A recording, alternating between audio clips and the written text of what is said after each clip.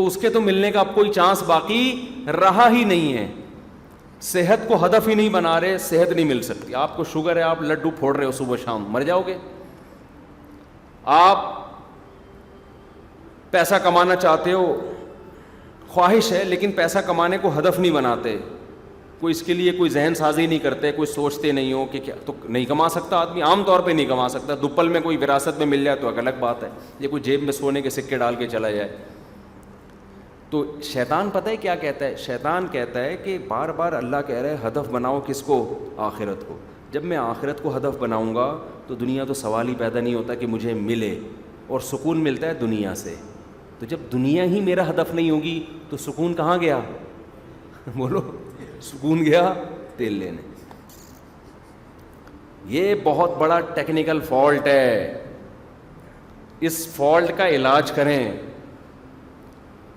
دیکھو جب آخرت کو ہدف بناؤ گے نا تو دنیا تیل لینے جائے گی نہیں, پہلی بات تو یہ ہے. کیونکہ اسلام آپ سے دنیا تھوڑی چھڑوا رہا ہے. اسلام یہ تھوڑی کہتا ہے جب آخرت کو ہدف بنائیں تو آپ ڈاکٹر نہ بنو, آپ انجینئر نہ بنو, آپ بزنس مین نہ بنو, آپ یہ نہ کرو, آپ وہ نہ کرو. آپ صحت کو ہدف نہ بناؤ, صحت کو بھی ہدف بناؤ, آپ پیسے کو بھی ہدف بناؤ, لیکن اس ہدف کو آخرت والے ہدف سے نیچے رکھو. اصل ہدف آپ کا کیا ہونا چاہیے؟ دیکھو آپ جا رہے ہو پشاور, آپ کا اصل ہدف ہے پشاور, تو کیا اس میں آپ کھانے کو ہدف نہیں بناتے, واش روم کو ہدف نہیں بناتے؟ آپ نے اس میں سارے انتظامات کرنے. بھائی میں جاؤں گا تو 24 گھنٹے کا سفر ہے, غلطی سے نکل گیا 48 کیا بلکہ 55 گھنٹے کا. اگر خوشحال خان خٹک میں جا رہے ہو آپ,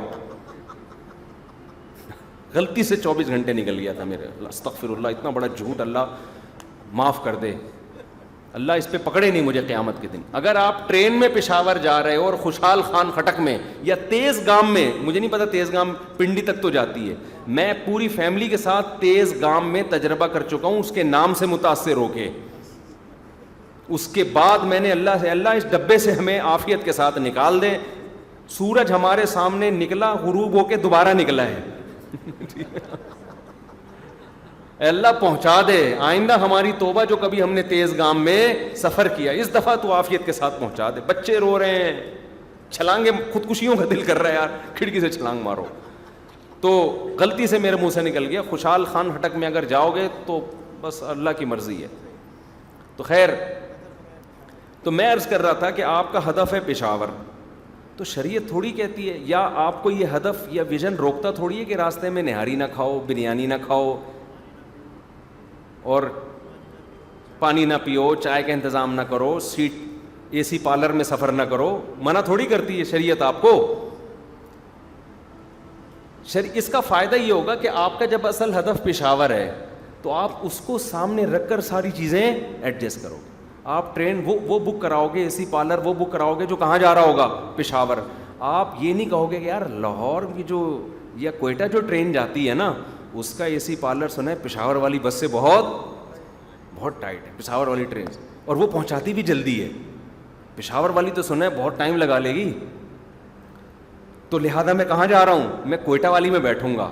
اگر آپ اے سی پارلر اچھا ہے کوئٹہ والی ٹرین کا, اس میں بیٹھ گئے, اٹ مینس کہ آپ کا مقصد پشاور نہیں ہے, آپ کا مقصد اے سی پارلر میں سفر کرنا, ٹھنڈک حاصل کرنا ہے.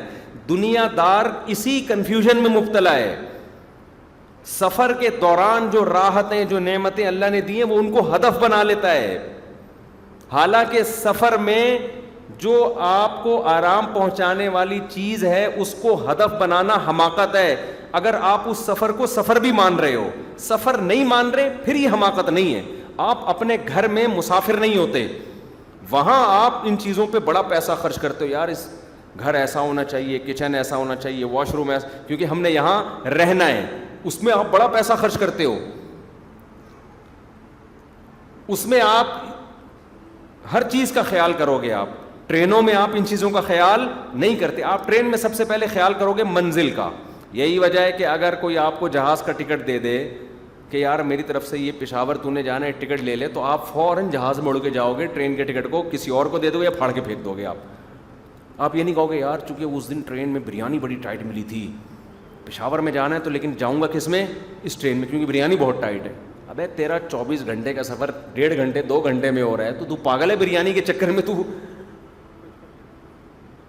اور اگر آپ نے ہر قیمت پہ پشاور پہنچنا ہے نا, آپ کو یہ خطرہ ہے کہ اگر میں نہیں گیا تو پھانسی کے پھندے پہ لٹکا دیں گے مجھے, ایک مثال دے رہا ہوں, تو ٹرینیں بند بھی ہو جائیں گی, جہاز بند بھی ہو جائیں گے, آپ پیدل سفر شروع کر دو گے, یار بھلے میں سال کے بعد پہنچ جاؤں لیکن میں نے پہنچنا کہاں ہے, کیونکہ میں نہیں گیا تو مجھے لٹکا دیں گے. ایک مثال دے رہا ہوں, کوئی ایسا لا پاس ہو گیا کہ تمام حضرات کہاں چلیں, ایک مثال پر گورنمنٹ نے کوئی پابندی نہیں لگائی ہے, تو آپ پیدل نکل جاؤ گے. حالانکہ اب تو گرمی, اب تو نہ بریانی, اور بہت مصیبت میں پیدل سفر آسان ہے, لیکن آپ کے پاس آپشن ہی نہیں ہے.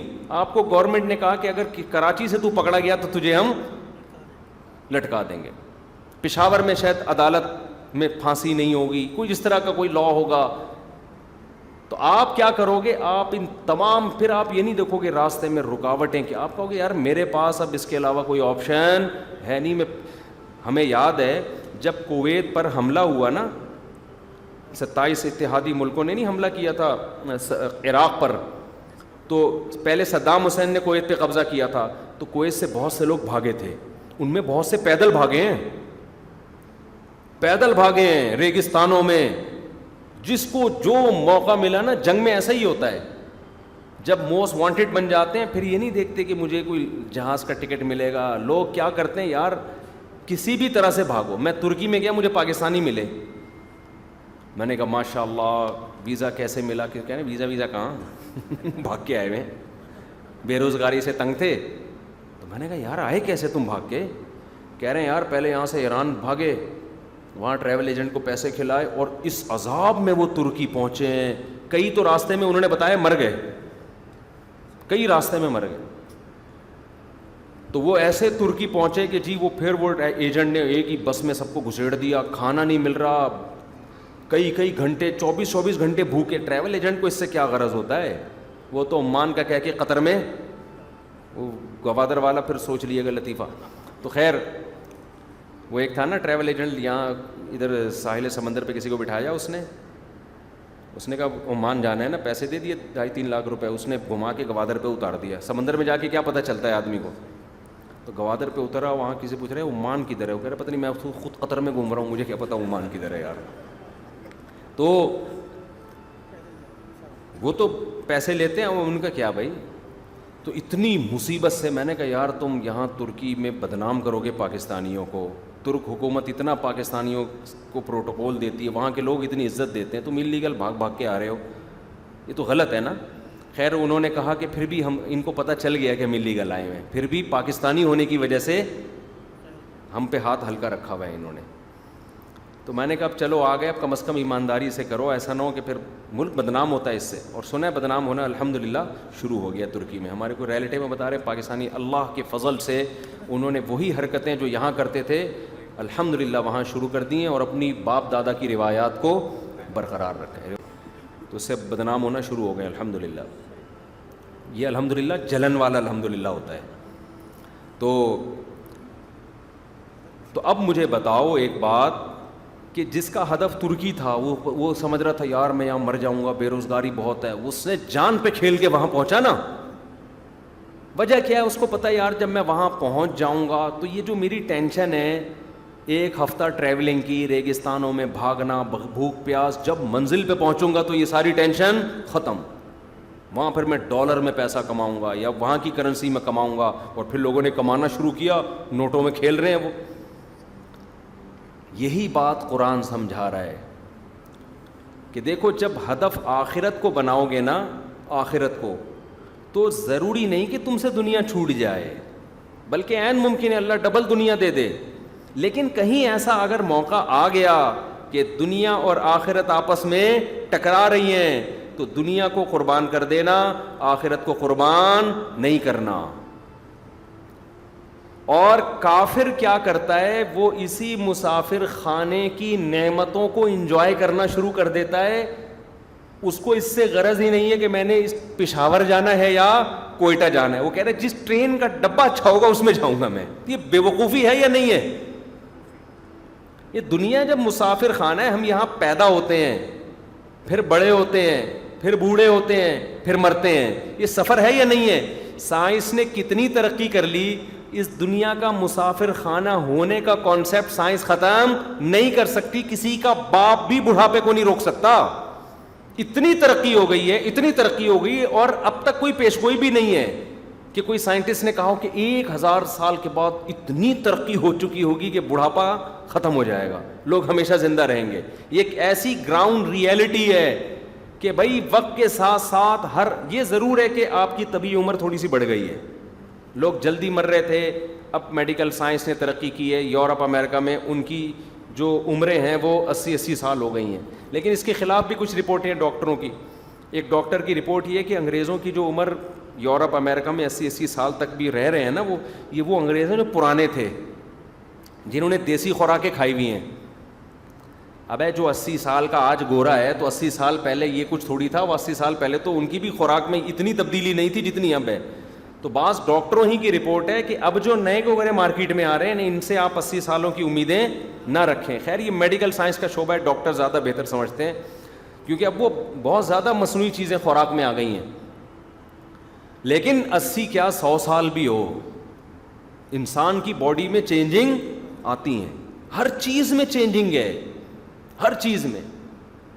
ایکسپائری ڈیٹ ہر چیز کی ہوتی ہے, ہر چیز کی ایکسپائری ڈیٹ ہوتی ہے. آپ زمین تبدیل ہوتی رہتی ہے, اس پہاڑ تبدیل ہو رہے ہیں. میں نے ایک پہاڑ والے سے پوچھا کہ وہ نکالتے تھے نا سنگ مرمر, اور تو میں نے کہا یار اتنا نکل رہا ہے ختم کیوں نہیں ہو رہا؟ انہوں نے کہا مزید بن رہا ہے. ٹھیک ہے نا, کچھ ایسا قدرت نے سسٹم بنایا ہوا ہے کہ وہ پہاڑ چینج ہو رہے ہیں, نمک میں چینج ہو جاتا ہے. یعنی چینجنگ کا جو عمل ہے نا, یہ پوری کائنات میں اللہ نے اس کے سافٹ ویئر انسٹال کر دیے ہیں. چینجنگ سے دنیا میں اس کائنات کو کسی کا باپ بھی نہیں روک سکتا. تو جب چینجنگ ہے تو ابھی تو قرآن کہتا ہے اختلاف اللیل والنہار, بار بار اختلاف کا تذکرہ کرتا ہے. اس کائنات میں جمود سکوت نہیں ہے, ساکن نہیں ہے, ہر چیز کیا ہو رہی ہے؟ تبدیل. تو تبدیلی تو آئے گی چاہے آپ چاہیں یا نہ چاہیں, لیکن اس قسم کی تبدیلی ہم نہیں چاہ رہے تھے جیسی آ گئی اب. تو اب میرے بھائی جب ایک گراؤنڈ ریئلٹی ہے کہ یہاں رہنا نہیں ہے, رہنا نہیں ہے, رہنا نہیں ہے, تو خدا کا واسطہ ڈبوں سے دل مت لگاؤ اور ڈبوں کو دیکھ کے خوش نہ ہوا کرو. آپ کا ہدف پشاور ہے, پشاور میں بہت کچھ دیا جا رہا ہے, گورنمنٹ کی طرف سے اعلان ہے کہ بھئی جو پشاور پہنچ جائے گا یہ الاؤنس, یہ الاؤنس, یہ الاؤنس, یہ الاؤنس. آپ نے دیکھا ایک کافر جو ہے وہ کوئٹہ کی ٹرین میں بیٹھا ہوا ہے کیونکہ وہاں کا اے سی پارلر بہت اچھا ہے, اور آپ بیٹھے ہوئے ہو اکانومی کلاس میں. اب آپ اس کافر کو دیکھ کے خوش ہو رہے ہو, یار یہ کتنی خوبصورت ڈبے میں بیٹھا ہوا ہے یار. تو آپ بے وقوف ہو یا نہیں ہو؟ بھائی وہ ہدف کی طرف تو جا نہیں رہے, جتنی بھی عیاشی کی زندگی گزارے. تبھی تو قرآن بار بار کہتا ہے لا یغررک تقلب الذین کفروا فی البلاد. اے نبی آپ ایمان والوں کو بتا دیں کہ کافروں کا زمین میں پھلنا پھولنا, نائٹ کلب, عیاشی, بڑے بڑے گھر, لائف اسٹائل, لگژری, ان چیزوں سے ہرگز دھوکے میں نہ آنا. متاع قلیل, کیا زبردست الفاظ ہیں. بہت تھوڑا سا سامان ہے دنیا میں انجوائے کرنے کے لیے جو ہم نے ان کو دیا ہے. متاع پتہ ہے کسے کہتے ہیں؟ جب آپ کہیں دفتر جا رہے ہو ٹفن لے لیتے ہو نا, ایک ٹفن لے لیتے ہو, یا سفر میں تھوڑا سا زیادہ, اب تو لوگ سفر میں بھی پورا ماشاءاللہ جہیز لے کے جا رہے ہیں, لیکن نارملی جب سفر ہوتا تھا نا تو کیا تھوڑا سا زیادہ راہ رکھ لیتے ہیں لوگ. تو اللہ کیا کہتے ہیں یہ تھوڑا سا کیا ہے؟ زیادہ راہ. کتنی خوبصورت مثال دی ہے کہ جب ہم ٹرین میں جا رہے ہوتے ہیں تو زیادہ راہ ہی ہوتا ہے. یہ سی پارلر, یہ اکانومی کلاس سیٹیں, اور یہ سلیپر, اور یہ سب چیزیں زیادہ راہ ہے نا. اور بٹن دبا رہے ہیں وہ آ رہا ہے. بزنس کلاس میں ایسا ہوتا ہے کہ بٹن دباؤ گے, ویسے تو ایسا الحمدللہ یہاں ہوتا نہیں ہے, لیکن ایک مثال دے رہا ہوں, ہونا چاہیے کہ بٹن دباؤ گے تو وہ آ جائے گا, وہ کوئی بھی آ جائے گا.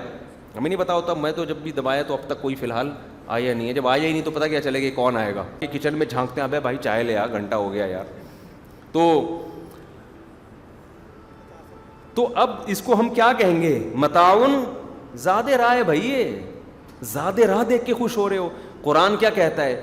قارون جو ہے نا, قارون, اسے حضرت موسیٰ علیہ السلام سمجھاتے تھے تجھے اللہ نے اتنی دولت دی ہے تو جیسے اللہ نے تیرے ساتھ اچھا سلوک کیا, تو اللہ کی مخلوق کے ساتھ بھی اچھا سلوک کر. یہ پیسہ غریبوں پہ خرچ کر, کیونکہ یہ تیرا کمال نہیں ہے, یہ کس نے دیا ہے؟ اللہ نے. قارون نے کیا کہا؟ انما اوتیتہ علی علم عندی, یہ جو میرے پاس نالج ہے اس کی بیس پہ میں نے کمایا ہے. حضرت موسیٰ نے کیا کہا؟ وَابْتَغِ فِيمَا آتَاكَ اللَّهُ الدَّارَ الْآخِرَةَ, کیسے وہی پیارے الفاظ ہیں کہ تجھے اللہ نے اصل میں آخرت کے لیے پیدا کیا ہے, یہ دنیا مسافر خانہ ہے, لہذا اس پیسے سے آخرت بنانے کی کوشش کر. اس پیسے سے کیا کر, ہدف کیا ہے؟ آخرت ہے نا. تو اب دیکھو موسیٰ علیہ السلام یہ بھی تو کہہ سکتے تھے جب تو یہ دنیا مسافر خانہ ہے, تیرے پاس اتنی دولت ہے کیوں؟ ٹھیک ہے نا, تو بزنس کرتا کیوں ہے؟ اگر اللہ آپ سے دنیا چھڑوانا ہوتا اللہ نے, تو اللہ قارون کو پیسہ رکھنے کی اجازت دیتا یا پیسہ کمانے کی اجازت دیتا؟ نہ دیتا. حضرت موسیٰ نے قارون کو ایک دفعہ بھی نہیں کہا تو اتنا پیسہ کمایا کیوں ہے, جب تیرے لیے 2 ٹائم کی روٹی کافی ہے. میرے پاس ہوتا, میرے سامنے قارون ہوتا, میں کہتا 2 پراٹھے صبح کھا لے, 1 کے بجائے 2 کھا لے پراٹھے, شام کو تو نہاری کھا لے, بس ضرورت کیا ہو جائے گی؟ پوری ہو جائے گی نا, باقی تو غریبیاں ہیں. حضرت موسیٰ نے قارون کو یہ نہیں کہا, ٹھیک ہے بھائی کما رہا ہے کما لے, کوئی بزنس کلاس میں سفر کرتا ہے, کوئی جہاز سے سفر کرتا ہے, تو ہر آدمی کے سفر کا کوئی پرسنل گاڑی میں سفر کرتا ہے, کسی کے پاس وسائل نہیں ہوتے تو کیا کہتا ہے, چلو جی گھوڑے پہ چلو, کوئی پیدل چلو, ہے تو سفر ہی نا. تو ان سے کہا کہ تو آخرت کو کیوں بھول گیا ہے, تو نے آخرت کے لیے کیا کیا ہے؟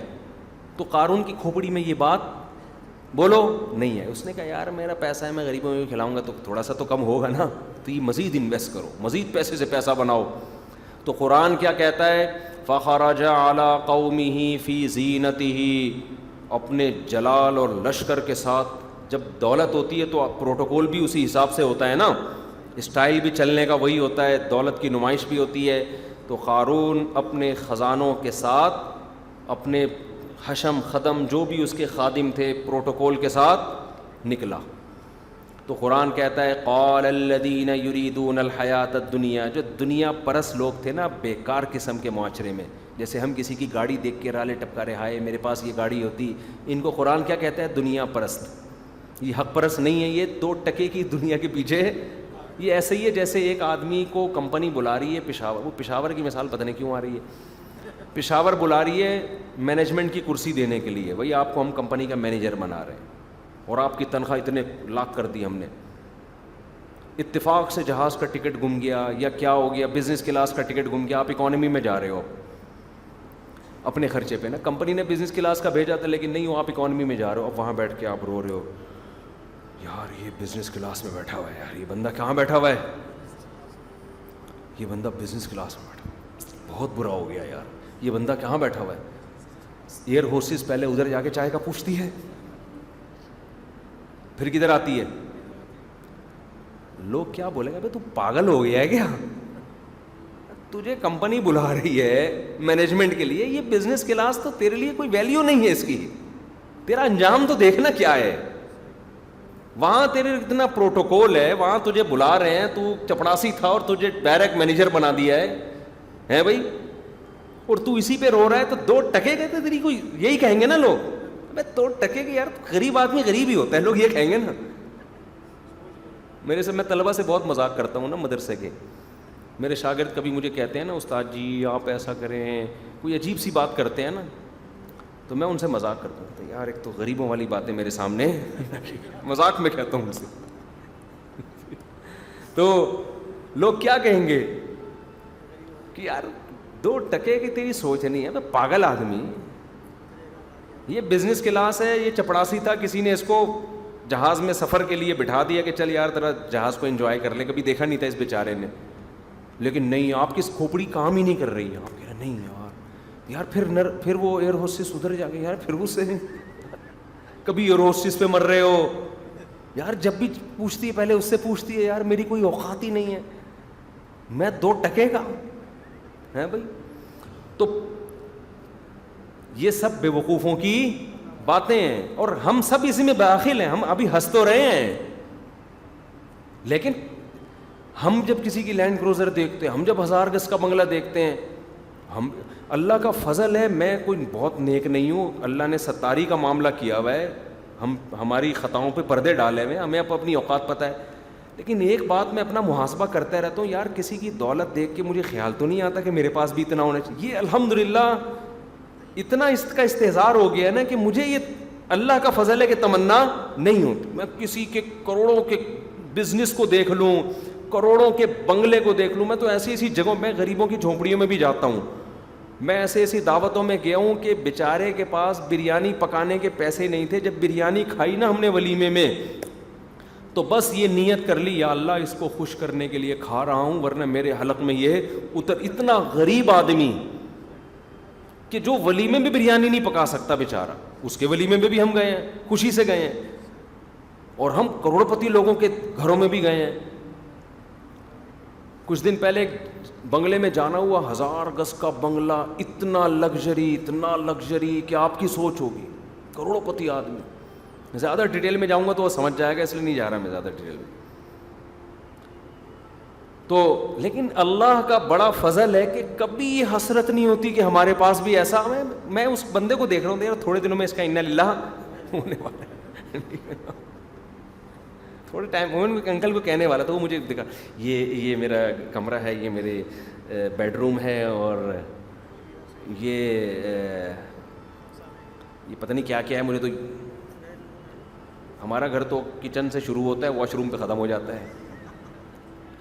تو پتہ نہیں کیا کیا بتا رہے تھے نا وہ, یہ پلینگ ایریا ہے, اور یہ سوئمنگ پول ہے, اور یہ پتہ نہیں کیا کیا, بہت کچھ تھا. اور اتنے ڈیکوریٹ کیا ہوا, بندہ نہیں ہوتا مارکیٹ میں, گھر اتنے بڑے. ہم جب اپنے گھر میں آتے ہیں یار ایسا سکون ملتا ہے, حالانکہ کرائے کا ہے, اس لیے کہ پہلے بچے کھڑے ہوئے ہوتے ہیں. آج اتوار ہے اور بچے میرے صبح سے خون پی رہے ہیں, پیسے چاہیے. میں کہا بھائی پیسے جمعے کو ملتے ہیں. وہ کہہ رہے ہیں ابھی دے دیں, جمعے کو نہیں لیں گے. بچے نا میرے مغرب سے بعد سے پڑے ہوئے ہیں کہ ابو جمعے کے پیسے. میں نے کہا بیٹا جمعے کے پیسے کب ملیں گے, جمعے کو ملیں گے.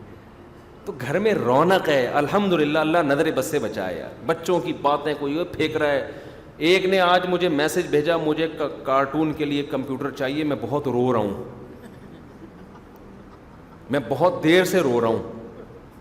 یہ نا گھر والوں کے واٹس ایپ پہ اس نے مجھے, چھوٹا بچہ ہے بالکل, تو مجھے بتا رہا ہے کہ میں, آپ نے دیکھا نہیں ہے مجھے, لیکن میں آپ کو خبر دے رہا ہوں کہ میں کافی دیر سے رو رہا ہوں. مجھے اتنی ہنسی آئی ہے یار.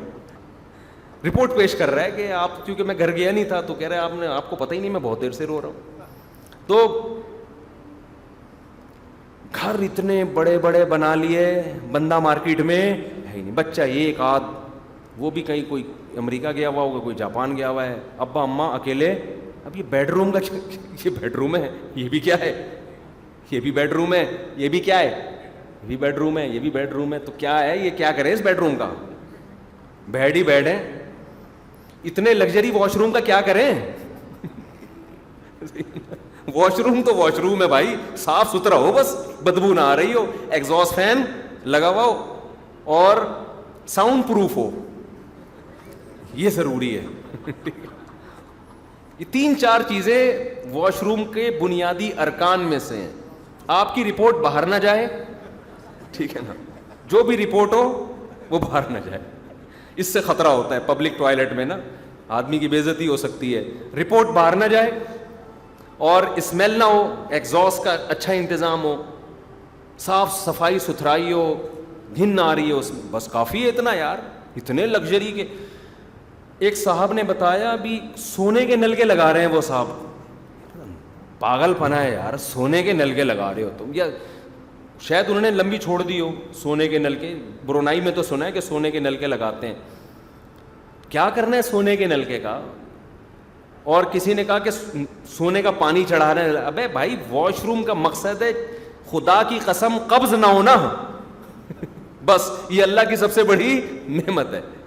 اور آپ کو قبض ہے, اگر آپ کا واش روم جتنا مرضی لگژری ہو, آپ کی لائف میں سکون نہیں ہوگا.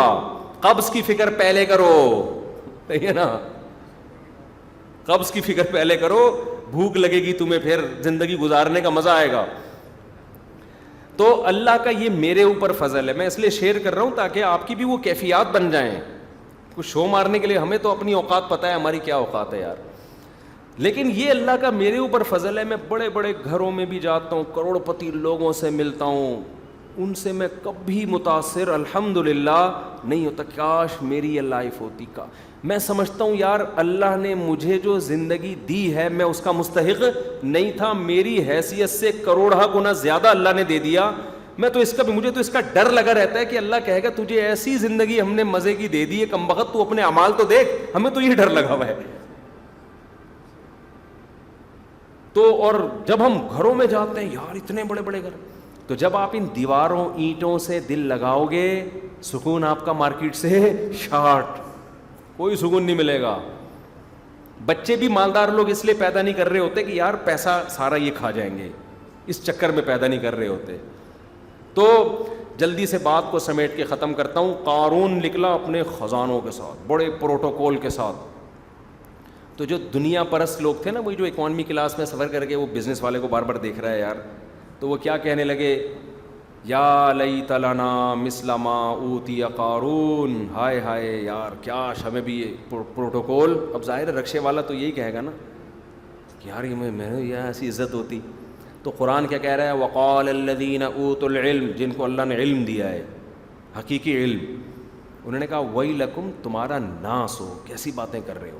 ثواب اللہ خیر لمن آمن وعمل صالحا, جو ایمان لائے اور نیک عمل کرے اس کو جو آخرت میں بدلہ ملے گا وہ اس سے کروڑا بہتر ہے. منزل کو دیکھو, منزل کس کی اچھی ہے, وہی ہے نا کہ بھائی یہ اکانومی والے کی منزل اچھی ہے, بزنس والے کی منزل ہو سکتا ہے اس کو پھانسی گھاٹ پہ لے کے جا رہے ہوں کہ یار آخری سفر ہے بیچارے کا, بزنس میں کرا دو. اب پھانسی گھاٹ جس کو پھانسی پہ چڑھایا جاتا ہے اس سے آخری خواہش پوچھی جاتی ہے. آپ سے کوئی آپ کی آخری خواہش نہیں پوچھتا. آپ سے تو آپ کی بیوی نہیں پوچھ رہی آج کیا کھانا ہے آپ نے, ایک مثال دے رہا ہوں. تو آپ کہہ رہے ہو یار یہ بڑا خوش قسمت آدمی ہے یار, اس سے اس کی خواہشات پوچھی جا رہی ہیں بھائی, اور گورنمنٹ کے لیول پہ پوچھی جا رہی ہیں, اور سپریم کورٹ کا لا ہے کہ اس سے خواہش پوچھو. سپریم کورٹ مجھے تو لفٹ نہیں کراتی ہے. آج تک کوئی پولیس والا نہیں آیا کہ حضرت آپ کیا چاہتے ہیں, آج تک کوئی نہیں آیا گورنمنٹ لیول پہ نا اتنا پروٹوکول کہ سر آپ ایک دفعہ بتا دیں آپ چاہتے کیا ہیں. ہم تو تھانے میں جا کے جو چاہتے ہیں بتا کے تھک گئے, وہ نہیں پوری ہو رہی ہماری خواہش. تو کوئی فخر کرے گا اس پہ؟ ابے بھائی اس سے بیچارے پہ طرز کھا کے آخری خواہش پوچھی جا رہی ہے. ان کو پتہ ہے اب اس کی ساری خواہشات کا جنازہ نکلنے والا ہے. تو اللہ کافر کو بعض دفعہ نافرمانوں کو بہت دے دیتا ہے, انجوائے کرو, عیاشی کرو, کیونکہ ان کا جنازہ نکلنے والے, آخرت میں لٹکنے والے ہیں. تو قارون کو سمجھایا موسیٰ علیہ السلام نے, کچھ اللہ کے لیے بھی کر لے, زکوٰۃ دے, کوئی غریبوں پہ خرچ کر, کچھ نیک اعمال کر, ظلم کیوں کر رہا ہے. تو جب لاہو جاہو لشکر میں نکلا ہے نا, تو دنیا پرستوں نے کہا ہائے ہائے ہائے ہائے ہائے. تو انہوں نے جب بھی کسی کا بنگلہ دیکھیں نا, دولت دیکھیں, میں کوئی بنگلے دولت کے خلاف نہیں ہوں کہ کسی کا بنگلہ ہے تو آپ اس کو توہین شروع کر دیں. اللہ نے دیا ہے تو 2 بنگلے بنا لے, 4 بنا لے, کوئی گورنمنٹ کی طرف سے بھی پابندی نہیں, اللہ کی طرف سے بھی پابندی نہیں. حسد نہ کیا کریں, جیلسی نہ کریں, رشک نہ کریں اس پہ, یہ قابل رشک نہیں ہے, یہ جیلسی کے قابل بھی نہیں ہے. حسد بھی آدمی ایسی چیز پہ کرے جو واقعی قابل حسد ہو. یہ کوئی حسد بھی نہیں ہے, اس پہ جیلسی بھی نہیں ہوتی. ہائے بیچارہ ہم وہیں کے وہیں, اب بھائی تو اس کچھ بھی نہیں ہے, مسافر خانہ ہے, تھوڑے دیر مر کے قبر میں دونوں جتنے کیڑے اس کی لاش پہ ہوں گے اتنے ہی آپ کی لاش پہ ہوں گے. کیڑے یہ تھوڑی دیکھتے ہیں ڈیفینس سے آیا ہے کہ لیفٹنٹ سے آیا ہے, پٹیل پاڑا سے آیا ہے بھائی, یا مچھر کالونی سے آیا ہے. قبر کے کیڑے دیکھتے ہیں, ادھر آنکھ بند, ادھر سارا پروٹوکول ختم, کچھ بھی نہیں دیکھتے. کیڑے بڑے ہوشیار ہوتے ہیں یار, کیڑوں کو بہت بڑا کیڑا ہے. تو وہ ایک آدمی درخت پہ چڑھا تھا نا, میں نے سنایا تھا, یہ بہت پرانا ہو گیا. درخت, ایک حکیم صاحب کی عادت تھی, ہر ایک کو کیڑوں کی دوا دیتے تھے. جو بھی آ رہا ہے کیڑوں کی دوا, نزلہ ہو رہا ہے کیڑوں کی دوا نا, کیڑے تاکہ مر جائیں پیٹ پیٹ. لوگوں نے کہا یار یہ کیا, پتہ نہیں کیا مصیبت ہے یار, ہر ایک کو ایک ہی پڑیا دے رہے ہیں, کیڑے مار دو اس کے. ایک دن ایک آدمی درخت پہ چڑھا, نیچے گر گیا, ہڈی ٹوٹ گئی. حکیم صاحب نے اس کو بھی کیڑوں کی دوا دی. انہوں نے کہا یار اس کا کیڑوں ٹانگ ٹوٹی ہوئی ہے. حکیم صاحب نے کہا کیڑا تھا تبھی تو چڑھا تھا درخت پہ.